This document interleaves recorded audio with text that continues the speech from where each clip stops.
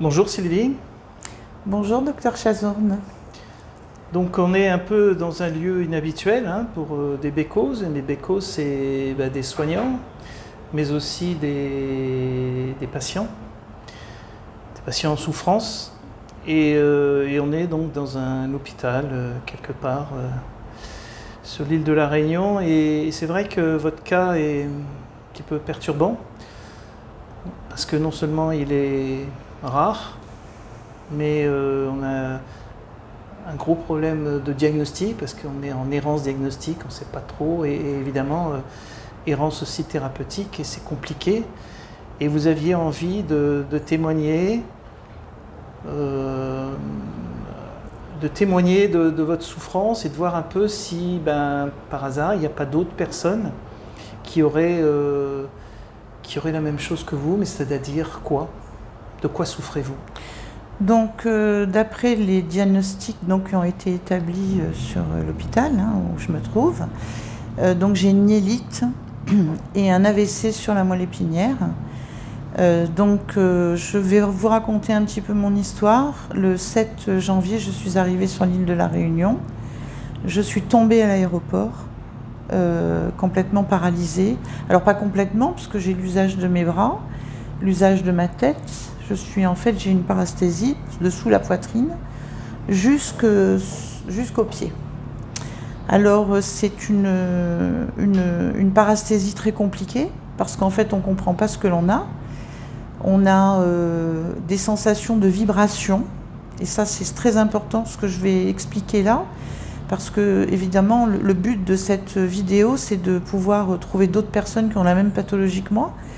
J'ai donc des vibrations qui partent du ventre, bassin, jusqu'au pied. Donc c'est des vibrations permanentes, comme des décharges électriques dans le corps, alors qui ne font pas effet visiblement de tremblement, mais qui sont intérieures. La deuxième souffrance, c'est des tirements sur les pieds, les nerfs sur les pieds qui tirent.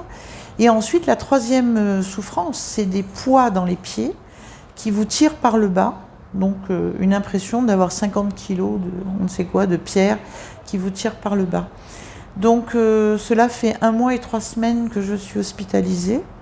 À ce jour, j'ai donc été, bien sûr, traitée par différents médicaments, on va le dire tout simplement.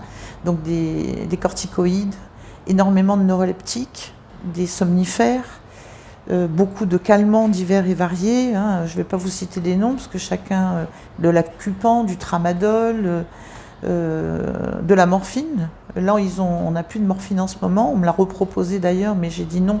Pour l'instant, on va attendre encore un petit peu, parce que la morphine va entraîner encore d'autres choses.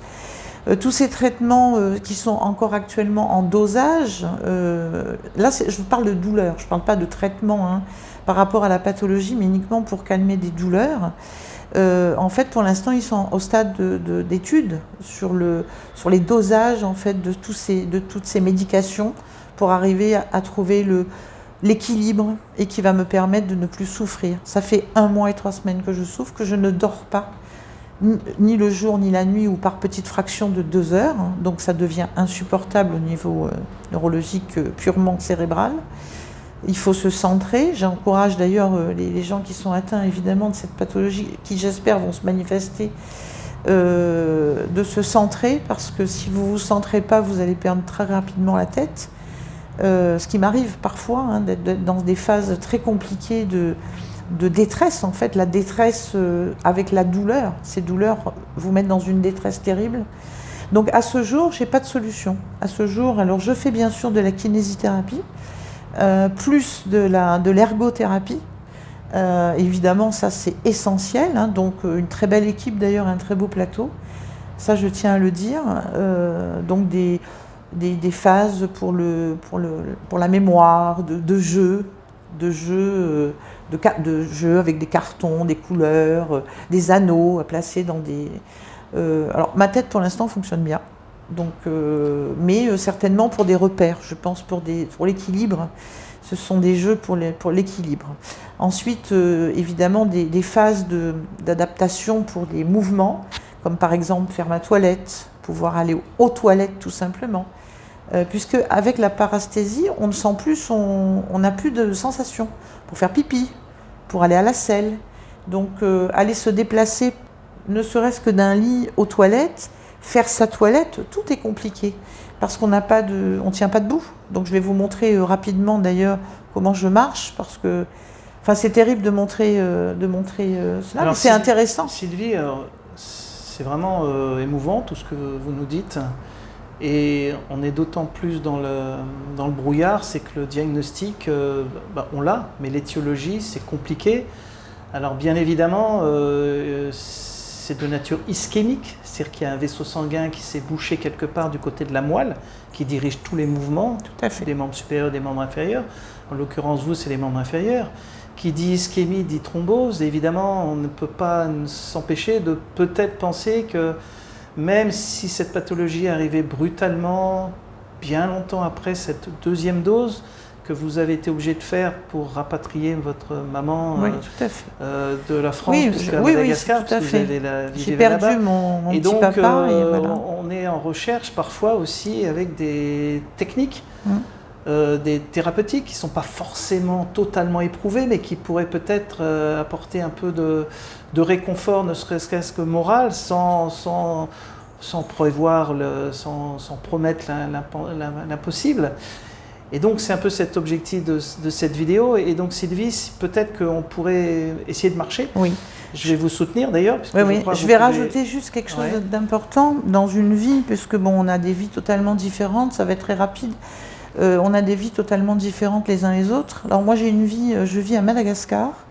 J'ai une vie totalement saine, je vis en campagne, à une vingtaine de kilomètres de Tana.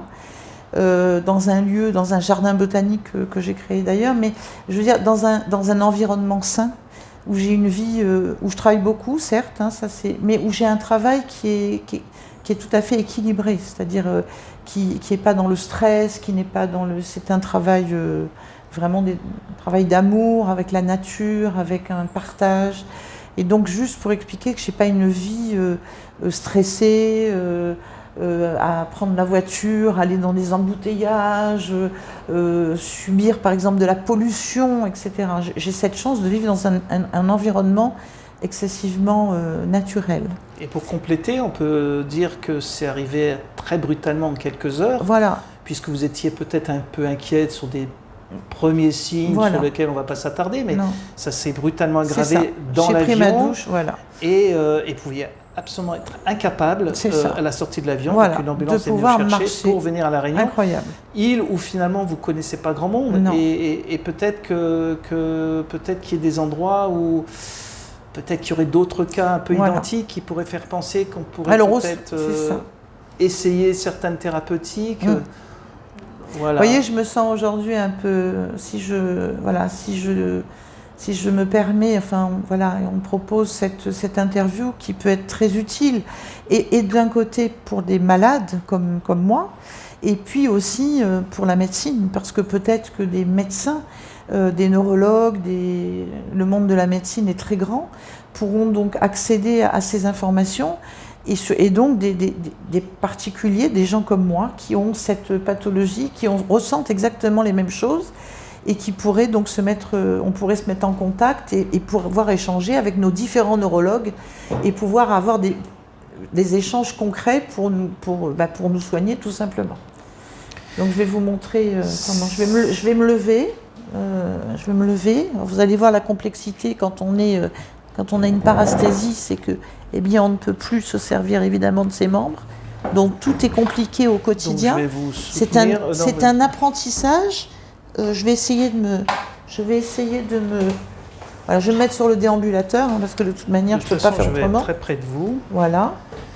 Donc lever le bassin. Vous voyez, lever le bassin, c'est très compliqué parce que le bassin n'a plus de ressenti. Il est complètement inerte. Donc après, il y a les jambes. Je vais vous montrer donc alors ma position. Je peux juste soulever oui, ma position en fait de choix, c'est pas mon choix, mais ma position de confort entre guillemets où je ne peux pas, où il ne faut pas d'ailleurs se mettre comme ça, c'est sur la pointe des pieds. Pourquoi ? Parce que dès que je vais poser mon talon, la douleur, les pierres dont j'ai parlé tout à l'heure, vont se charger. Et là, je ne pourrai plus du tout. Donc, je vais me poser sur mes talons. Voilà. Et là, je vais donc avancer mes pieds. Alors, vous allez voir le mouvement, puisque je ne peux pas soulever mes jambes. Donc, je suis obligée de traîner mes pieds. Donc, j'ai le dos, en fait, qui m'aide à avancer et à me propulser, en fait, en avant. Voilà, voilà la manière de marcher. Voilà. Voilà. Vous allez vous arrêter Oui, là. oui, je vais m'arrêter. Et je vais voilà. rapprocher le fauteuil. J'ai mis les freins. Donc on voit cette difficulté à la marche qui est un petit peu particulière. Très particulière. Et qui vous fait souffrir. Et qui donc maintenant provoque des douleurs dans le dos énormes, puisqu'il y a ça. Je fais du vélo, alors c'est un vélo avec un moteur qui entraîne les jambes. Et forcément, la position, quand on veut donner une impulsion sur ce moteur, c'est évidemment, encore une fois, de donner des à-coups par le dos, puisque c'est le seul moyen, avec les mains, de pouvoir propulser et de donner une petite impulsion, alors qui est pas importante, pour pouvoir faire tourner le vélo. Donc voilà. Le but de cette vidéo, c'est un peu de voilà. faire un échange de pratiques. Voilà. En médecine, c'est important, les échanges de pratiques. Et donc, si un médecin, un neurologue, un soignant, un kiné ont déjà une expérience sur ce genre de pathologie, dans le descriptif de la vidéo, vous avez le contact pour m'écrire. Et puis voilà, je pense que ça permettrait peut-être d'avancer, donner un petit peu de morale à Sylvie. Voilà, manifestez-vous, parce que franchement... Et c'est compliqué, et bon, vous n'êtes pas seul. Seul ici, mais vous n'êtes pas seul à être, comment on peut dire, supporté. Ouais. Je remercie infiniment d'ailleurs Dr Chazourne de sa présence, puisque on s'est connus il y a très peu de temps, par le biais de relations en métropole. Je le remercie infiniment, parce que c'est la deuxième fois qu'il me rend visite, il m'écrit pour prendre de mes nouvelles. Je trouve ça très touchant, donc je le dis, moi je suis quelqu'un de très naturel et je le dis. Vous voyez là, en 1 mois et 3 semaines, j'ai pris aussi 14 kilos du fait des corticoïdes. Donc je suis gonflée comme ça, ce n'est pas grave en soi. Mais 15 kilos de plus pratiquement pour se déplacer, c'est aussi encore un effort en plus à faire. Prendre du poids pour X raisons, mais là c'est vraiment à cause des médications, ce n'est pas grave en soi. Mais c'est 14 kilos de plus à supporter pour marcher, pour se lever, pour tout faire. Voilà. Et vous voyez Sylvie, nous sommes dans le doute, nous sommes médecins du doute. Voilà.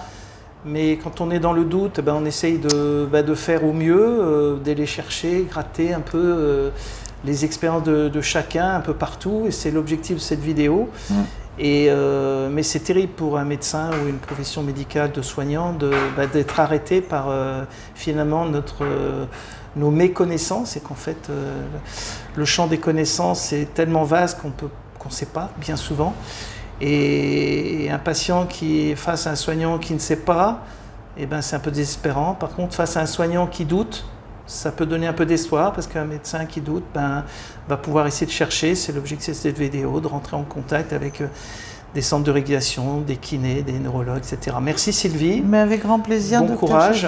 Merci beaucoup. Nous allons flouter cette vidéo tout simplement parce que ça n'apportera pas plus. Sachez que ce visage est un visage...